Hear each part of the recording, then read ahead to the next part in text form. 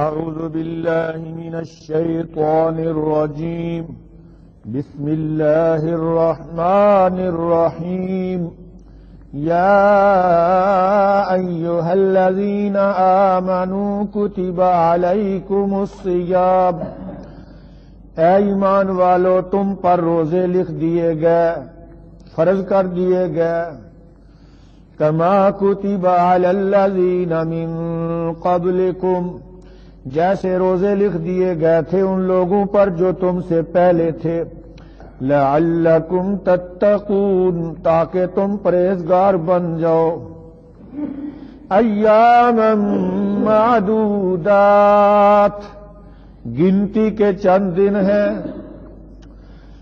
فمن كان منكم مريضا أو على سفر فعدة من أيام أخر پس جو کوئی ہو تم میں سے بیمار یا سفر پر، پس گنتی ہے دوسرے دنوں سے، بعد میں روزے رکھ لے، قضا کر لے۔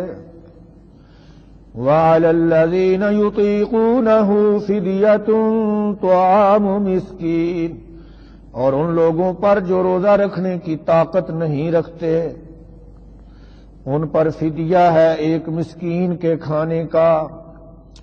فمن تطوع خيرا فهو خير له پر جو کوئی خوشی سے نیکی کرے تو وہ اس کے لیے بہتر ہے۔ وَأَن تَصُومُوا خَيْرٌ لَكُمْ إِن كُنتُمْ تَعْلَمُونَ اور تمہارا روزے رکھنا ہی بہتر ہے اگر تم جانو۔ شہر رمضان الذی انزل فیہ القرآن مہینہ رمضان کا وہ ہے جس میں اتارا گیا قرآن، ھدی للناس وبینات من الھدی والفرقان جو لوگوں کے لیے ہدایت ہے اور ہدایت کی واضح نشانیاں اور حق و باطل میں فرق کرنے والی چیز ہے۔ سبحان ربک رب العزت عما یصفون وسلام علی المرسلین والحمد للہ رب العالمین۔ اللہم صل علی محمد وعلی آل محمد كما صليت على إبراهيم وعلى آل إبراهيم إنك حميد مجيد۔ اللهم بارك على محمد وعلى آل محمد كما باركت على إبراهيم وعلى آل إبراهيم حميد مجيد۔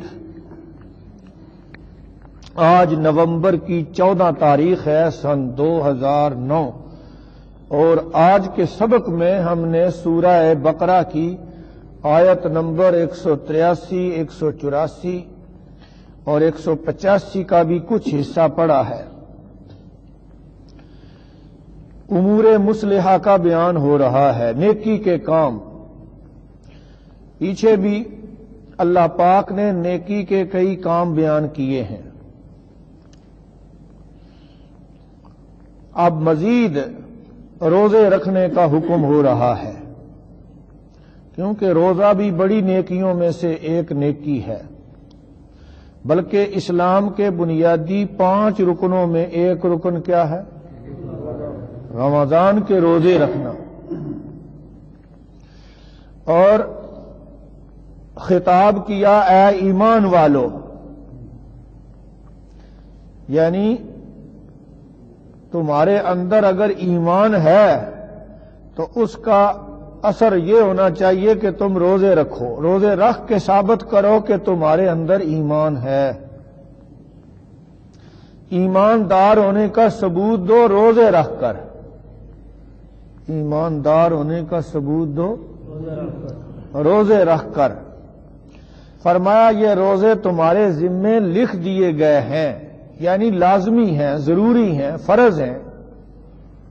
یہ مرضی کی بات نہیں ہے، طبیعت آئی تو رکھ لیے، طبیعت نہ ہوئی تو کہہ دیا جی آج میری طبیعت ٹھیک نہیں۔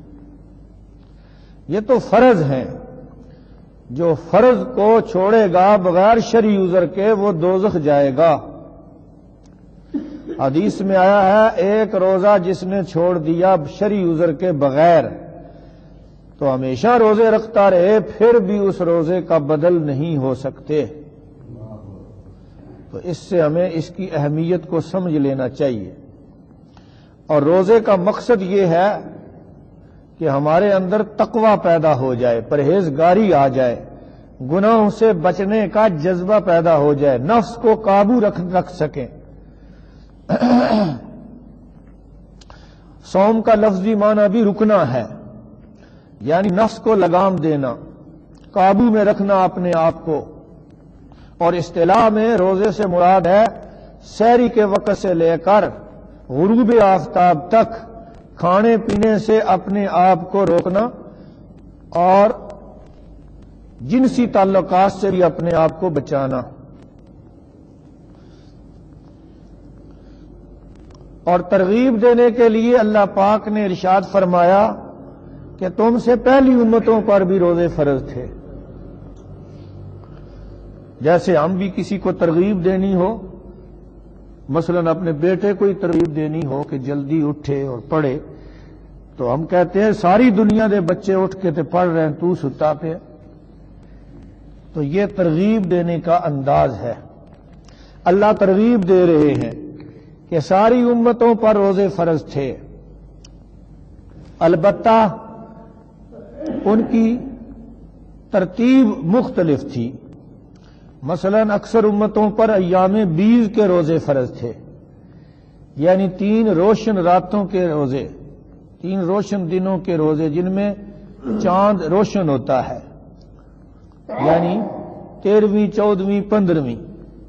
بلکہ اس امت میں بھی شروع میں یہی روزے تھے، یا پھر عاشورہ کا روزہ تھا، لیکن پھر اللہ پاک نے جب رمضان کے روزے فرض کر دیے تو وہ ختم ہو گئے۔ فرمایا روزے رکھنے سے تمہارے اندر تقوی پیدا ہوگا، نفس کو قابو رکھ سکو گے، گناہوں سے بچ سکو گے۔ حدیث میں آتا ہے الصوم جنہ، روزہ ڈھال ہے، روزہ ڈھال ہے۔ جیسے ڈھال دشمن کے حملے سے بچاتی ہے، اسی طرح روزہ شیطان سے بچاتا ہے، گناہوں سے بچاتا ہے، جہنم کی آگ سے بچاتا ہے۔ تقوی کا معنی جو ہے وہ یہ ہے کہ اللہ سے ڈر ڈر کے زندگی گزارنا، گناہوں سے بچنا، منمانی چھوڑ کر اللہ کی مرضی پر چلنا، اس کو تقوی کہتے ہیں۔ اور تقوی ہی دراصل ہر عمل کی روح ہے اور جان ہے۔ اگر تقوی حاصل نہ ہو کسی عمل سے تو وہ عمل فضول ہو جاتا ہے۔ سورۃ حج میں قربانی کا ذکر کرتے ہوئے اللہ فرماتے ہیں لن ینال اللہ لحومها ولا دماؤها ولکن ینالہ التقوی منکم۔ جانوروں کے گوشت اور چمڑے اللہ کو نہیں چاہیے، اللہ کو تو چاہیے کہ تمہارے دلوں میں تقوی کتنا ہے۔ تو اصل یہ ہے کہ ہمارے دلوں میں تقوی ہو، اللہ سے تعلق ہو، ڈر ڈر کر زندگی گزاریں، اپنی مرضی سے نہ اللہ کی مرضی کے مطابق چلیں۔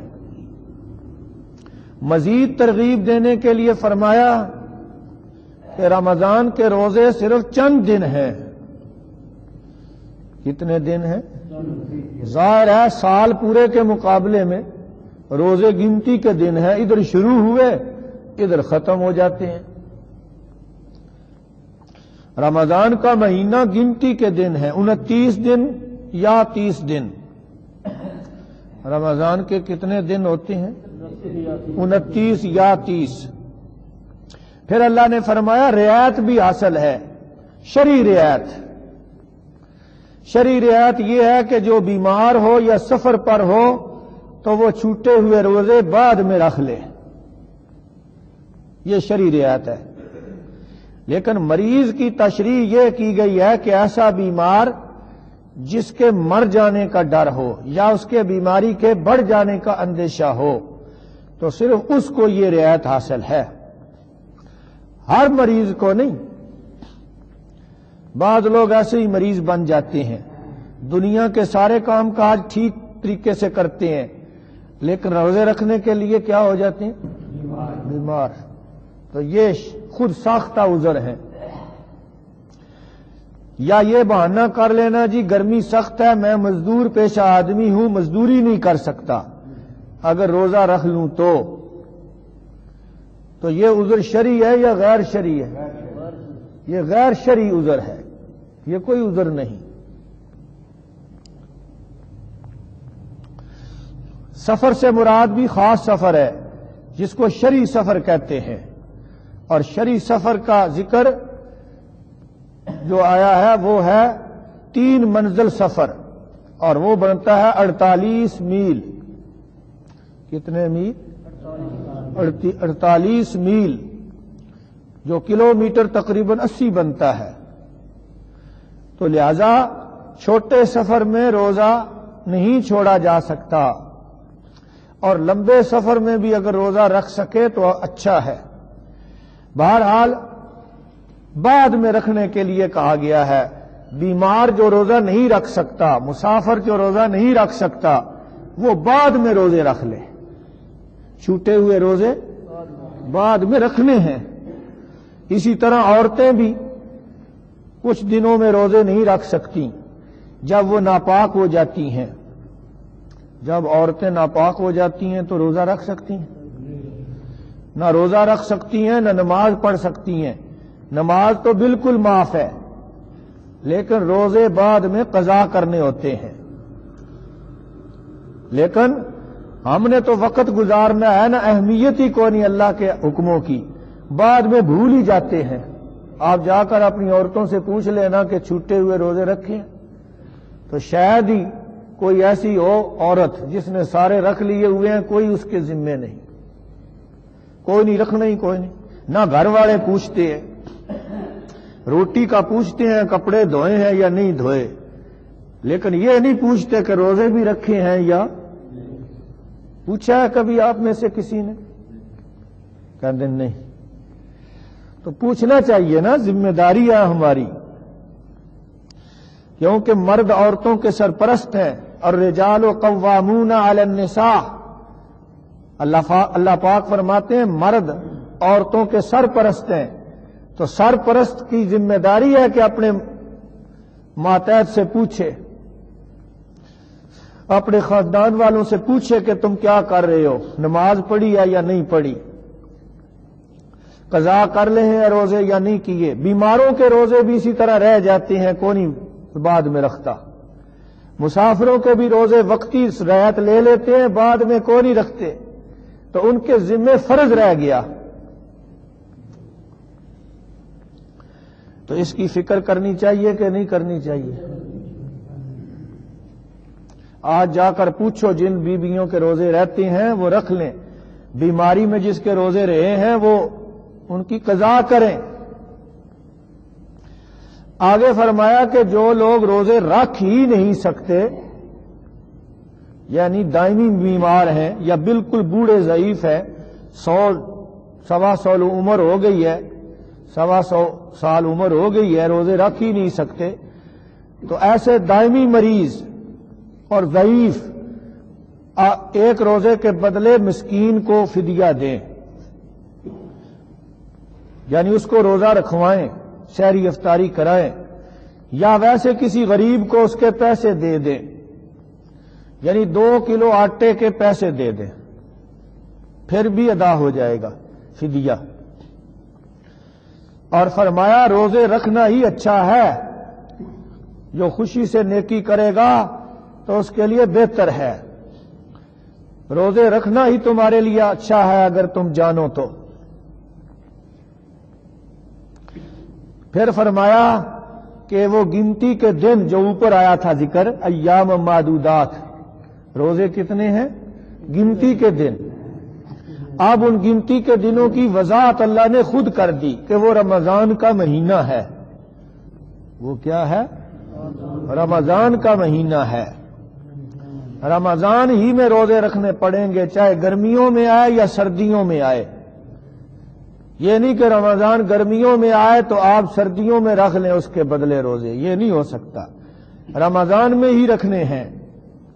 فرمایا رمضان کا مہینہ وہ ہے جس میں قرآن پاک نازل ہوا، تو اس کی عظمت بیان کی تاکہ رمضان کے ذریعے لوگوں کو قرآن کے حکموں پر عمل کے لیے تیار کیا جائے، کیونکہ رمضان کا مقصد بھی وہی ہے جو قرآن کا مقصد ہے۔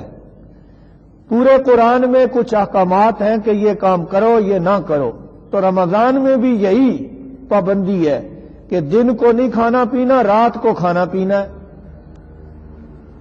تو گویا رمضان کے ذریعے قرآن کے حکموں پر عمل کرنے کے لیے تیار کیا جاتا ہے، یہ اس کا پریکٹیکل ہے، عمل سے ٹریننگ دی جاتی ہے کہ تم قرآن کے حکموں پر چلنے کے لیے روزے رکھو، نفس کو مارنا سیکھو، خواہشات کو دبانا سیکھو۔ اور اس مہینے کی بزرگی یہ ہے کہ حدیث میں آیا ہے کہ اس مہینے میں جو نفل ادا کرے اس کو فرض کا ثواب ملتا ہے، اور جو فرض ادا کرے اس کو 70 فرضوں کا ثواب ملتا ہے۔ تو اجر اللہ تعالیٰ اس مہینے میں بڑھا دیتے ہیں۔ فرمایا یہ مہینہ لوگوں کے لیے ہدایت ہے یا قرآن ہدایت ہے، دونوں طرح ٹھیک ہے، کیونکہ مرجع قریب قرآن ہے، اس لیے قرآن ہی مرجع بنانا زیادہ بہتر ہے۔ فرمایا قرآن لوگوں کے لیے ہدایت ہے، اور قرآن میں ہدایت کی واضح دلیلیں ہیں، دلائل ہیں قرآن میں، عقلی دلائل، نقلی دلائل، آسمانی اور وحی کے دلائل، بھرا پڑا ہے قرآن دلائل سے، تاکہ جو اس کو پڑھے اس کو ہدایت مل جائے اور ہدایت میں پختگی ملے۔ اور فرمایا قرآن پاک حق و باطل میں فرق کرنے والی چیز ہے، قرآن کے ذریعے پتہ چل سکتا ہے کہ یہ آدمی حق پر ہے، یہ باطل پر ہے، یہ فرقہ سچا فرقہ ہے، یہ جھوٹا فرقہ ہے۔ ویسے تو ہر کوئی کہتا ہے میں ٹھیک ہوں، ہر کوئی کہتا ہے میں ٹھیک ہوں، لیکن اللہ کہتے ہیں خود کہنے سے کچھ نہیں ہوتا، میں نے فیصلہ کرنے والی کتاب معجزہ بنا کر حق و باطل میں فرق کرنے کے لیے بھیج دی ہے۔ جس کے عقائد اور نظریات قرآن کے مطابق ہوں گے وہ حق پر ہے، وہ سچا ہے، اور جس کے خیالات نظریات قرآن سے ہٹے ہوئے ہیں وہ غلط ہے، وہ گمراہ ہے، وہ بھٹکا ہوا ہے، چاہے وہ کوئی لیبل لگا لے، لیبلوں سے کچھ نہیں بنتا۔ معیار قرآن ہے، معیار کیا ہے؟ قرآن۔ تو فرقان کا معنی معیار، حق و باطل میں فیصلہ کرنے والی کتاب قرآن ہے۔ اور اسی قرآن میں دوسری جگہ آیا ہے کہ رمضان کے اندر بھی یہ لیلۃ القدر میں نازل ہوا، انا انزلناہ فی لیلۃ القدر، ہم نے قرآن کو لیلۃ القدر میں نازل کیا۔ وما ادراک ما لیلۃ القدر، اور تم کیا جانو لیلۃ القدر کی شان، کتنی عظمت والی رات ہے۔ لیلۃ القدر خیر من الف شہر، ایک لیلۃ القدر 1000 مہینوں سے بہتر ہے، بڑھ کر ہے۔ تو اس لیے بھائی رمضان کے روزوں کے ذریعے ہم اپنی خواہشات پر قابو پا سکتے ہیں، گناہوں سے رکنے کی پکی عادت بنا سکتے ہیں، اور قرآن کے سارے حکموں پر چلنے میں رمضان کے روزے ہمارے معاون و مددگار ثابت ہو سکتے ہیں۔ ہم چاہیں تو اپنی ساری بری عادتیں رمضان میں چھوڑ سکتے ہیں، کیونکہ رمضان کا مہینہ ہمیں عملی طور پر نفس پر قابو پانے کی ٹریننگ دیتا ہے۔ اور بڑے فائدے ہیں اس میں، جسمانی، روحانی۔ حدیث میں آیا ہے جنت کے 8 دروازے ہیں، اور ان میں سے ایک دروازے کا نام ہے باب الریان، جو صرف روزے داروں کے لیے ہے۔ کن کے لیے ہے؟ روزے داروں کے لیے ہے۔ ارشاد فرمایا یا ایھا الذین آمنوا، اے ایمان والو، یا ایھا الذین آمنوا قرآن میں بکثرت آیا ہے، جب بھی اللہ کوئی خاص حکم دینا چاہتے ہیں تو خطاب کرتے ہیں اے ایمان والو، اے مال والو نہیں کہتے، اے ملک وطن والو نہیں کہتے، کیونکہ اس سے انسان کی قیمت نہیں بنتی، ایمان سے انسان کی قیمت بنتی ہے۔ اے ایمان والو یعنی جنہوں نے شرک چھوڑ دیا، اللہ کی توحید کو مان لیا، قیامت کو مان لیا، سارے عقائد کو مان لیا، ان سے اللہ مخاطب ہے۔ یہ پورے قرآن میں کتنی دفعہ ہے؟ ایک کم 90 بار یا ایھا الذین آمنوا آیا ہے۔ کتب علیکم الصیام، لکھ دیے گئے ہیں تم پر روزے، لکھ دیے گئے یعنی فرض کر دیے گئے۔ جیسے ہم بھی کوئی چیز کسی کے ذمے میں لگانی ہو تو لکھ لیتے ہیں اپنی کاپی میں، بھائی اس بندے کے ذمے اتنے پیسے ہیں، یا یہ شادیوں میں لکھ لیتے ہیں کہ اتنے پیسے اس نے دیے، ہم نے اس کو ڈبل کر کے ساتھ سود دینا ہے، یہ لکھ لیتے ہیں۔ لکھ لینا کا مطلب ہے ذمے لگ جانا، تو روزے ذمے لگ گئے ہیں، اب کوئی چھوڑے گا تو پکڑا جائے گا۔ کتب علیکم الصیام، لکھ دیے گئے تمہارے ذمے روزے، فرض کر دیے گئے۔ صیام صوم کی جمع ہے۔ صیام کس کی جمع ہے؟ صوم کا معنی ہوتا ہے رک جانا، باز آ جانا، لفظی معنی اس کا۔ تو چونکہ روزے کے ذریعے نفس کو قابو میں رکھنا ہے، اس لیے اللہ پاک نے اس کے لیے جو لفظ جو مقرر کیا وہ ہے ہی رکنا، باز آنا۔ لکھ دیے گئے تم پر روزے کما کتب علی الذین من قبلکم، جیسے لکھ دیے گئے تھے ان لوگوں پر جو تم سے پہلے تھے، یعنی پہلی امتیں جو تھیں یہود و نصارہ وغیرہ اور باقی دیگر مذاہب، سب پر روزے فرض تھے، لیکن ان کی ترتیب اور تھی۔ مثلا پہلے سحری کھانے کا دستور نہیں تھا پہلی امتوں میں، مغرب کے وقت کھا لیا، پھر جب تک جاگ رہے ہیں اس وقت تک کھا پی سکتے ہیں۔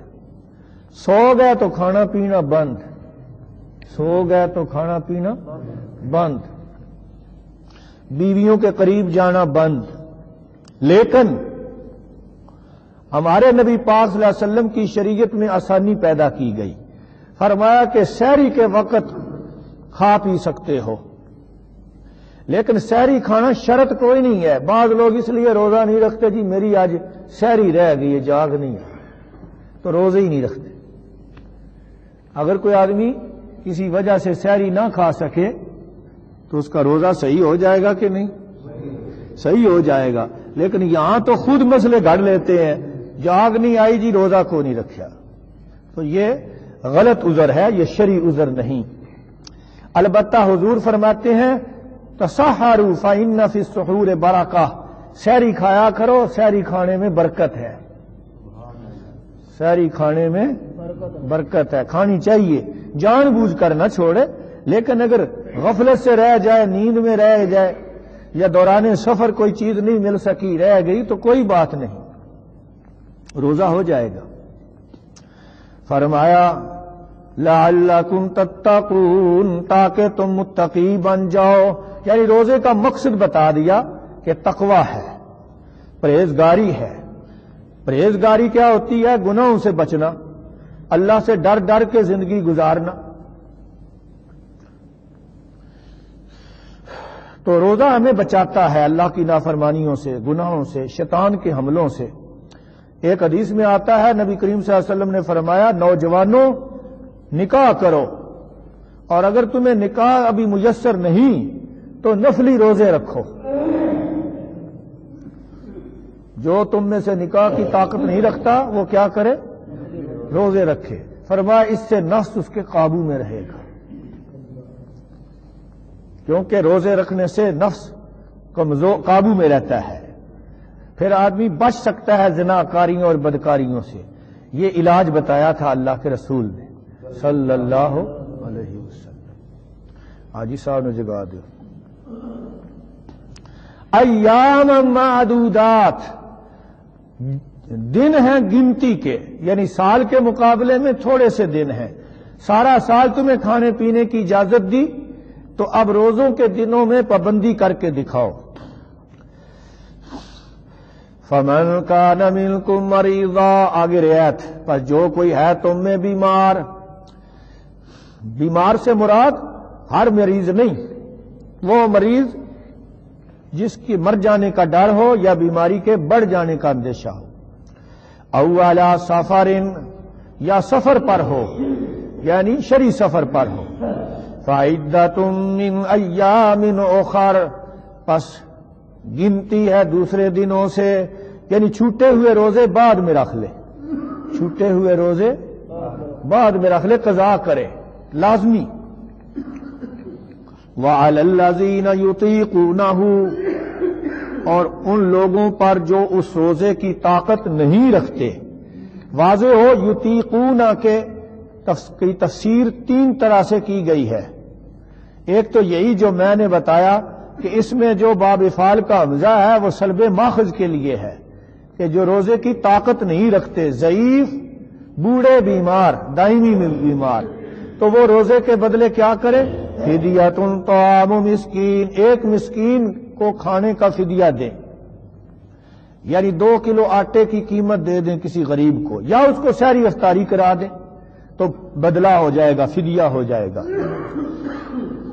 اور دوسری تفسیر جو کہ مشہور ہے وہ یہ ہے کہ اس میں حمزہ سلب ماخذ کا نہیں ہے، بلکہ مطلب یہ ہے جو روزہ رکھنے کی طاقت رکھتے ہیں لیکن رکھنا نہیں چاہتے، تو وہ ایک مسکین کے کھانے کا فدیہ دیں۔ تو یہ شروع اسلام میں تھا، شروع اسلام میں اللہ تعالیٰ نے روزہ رکھنے اور فدیہ دینے دونوں کی اجازت دی تھی، چاہو تو روزہ رکھ لو، چاہو تو فدیہ دے دو۔ لیکن آگے جو آیت آ رہی ہے جو انشاءاللہ ہم کل پڑھیں گے، فمن شاہد منکم الشہر فلیصمہ، تو اس سے یہ رعایت ختم کر دی گئی۔ تو لہذا اب یہ حکم صرف شیخ فانی اور دائمی مریض کے لیے یہ حکم رہ گیا، بس دوسروں کے لیے نہیں۔ تو اس صورت میں اگلی آیت سے یہ منسوخ ہوگا حکم، اور ان لوگوں پر جو طاقت رکھتے ہیں روزے کی، فدیہ ہے مسکین کے کھانے کی، یعنی اگر وہ روزہ نہ رکھنا چاہیں تو فدیہ دیں، لیکن اس صورت میں یہ منسوخ حکم ہوگا، جیسا کہ بہت سارے مفسرین کا قول ہے۔ فمن تطوع خیرا، اور تیسری تفسیر میں بھول گیا، وہ یہ ہے کہ فدیے سے مراد صدقۃ الفطر ہے، کہ جو صدقۃ الفطر دینے کی طاقت رکھتے ہیں وہ فدیہ دیں، صدقۃ الفطر دیں، گھر کے ہر فرد کی طرف سے فدیہ دینا، صدقۃ الفطر دینا یہ بھی واجب ہے۔ فمن تطوع خیرا، پس جو کوئی خوشی سے نیکی کرے، فہو خیر اللہ، پس اس کے لیے بہتر ہے، یعنی روزہ رکھنا فدیہ دینے سے بہرحال بہتر ہے۔ وَأَن تَصُومُوا خَيْرٌ لَكُمْ، اور یہ کہ تم روزے رکھو بہتر ہے تمہارے لیے، اِن كُنتُمْ تَعْلَمُونَ، اگر ہو تم جانتے۔ اشارے کنائے سے یہ بتا دیا کہ فدیے کی رعایت ختم ہو جائے گی، بالآخر تمہیں روزے ہی رکھنے پڑیں گے۔ شہر رمضان الذی انزل فیہ القرآن، مہینہ رمضان کا وہ ہے جس میں اتارا گیا قرآن، یعنی اس کی عظمت بیان کی کہ رمضان کو معمولی مہینہ نہ سمجھو، بہت بڑا مہینہ ہے، اس میں قرآن نازل ہوا، بلکہ روایات میں آیا ہے ساری کتابیں رمضان میں نازل ہوئی۔ ھدی للناس، یہ ہدایت ہے لوگوں کے لیے، قرآن ہدایت ہے لوگوں کے لیے، رمضان بھی ہدایت کا ذریعہ ہے، لیکن مرجع قریب قرآن ہے۔ قرآن ہدایت ہے لوگوں کے لیے، وبینات من الہدی، اور اس قرآن میں ہدایت کی واضح نشانیاں ہیں، دلائل ہیں، والفرقان، اور قرآن فرقان ہے، معجزہ ہے، حق و باطل میں فرق کرنے والی چیز ہے۔ قرآن کے ذریعے پتہ چلتا ہے حق کیا ہے اور باطل کیا ہے۔ آج دنیا کیوں گمراہی میں پڑی ہوئی ہے، فرقوں میں بٹے ہوئے ہیں؟ اس لیے کہ قرآن نہیں جانتے۔ اگر سارے مسلمان قرآن کا ترجمہ سیکھ لیں تو ان میں فرقے ختم ہو جائیں گے، مذہبی جھگڑے ختم ہو جائیں گے، بے دینی ختم ہو جائے گی، لیکن کوئی سیکھے بھی تو۔ دعا ہے اللہ تعالی ہم سب کو قرآن کو سیکھنے والا بنائے اور اس پر عمل کرنے کی توفیق دے۔ وآخر دعوانا ان الحمد للہ رب العالمین۔